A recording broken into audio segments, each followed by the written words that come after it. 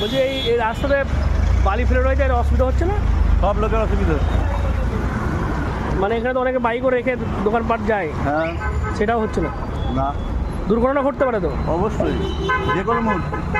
আর তৃণমূলের তাবর নেতারা রয়েছেন, তাদের বালি এখানে পড়ে রয়েছে। 13 নম্বর ওয়ার্ডের সভাপতি উনি, তার দীর্ঘ 5-7 দিন ধরে একই জায়গায় পড়ে আছে। ছোট ছোট বাচ্চাদের যাতায়াত করতে, টিউশন করতে যেতে অসুবিধা হচ্ছে, মানুষকে রাস্তার ওপর দিয়ে আসতে যেতে হচ্ছে।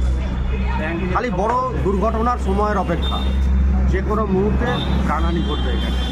কোনো হেলদোল নেই, প্রশাসনেরও কোনো নজর নেই।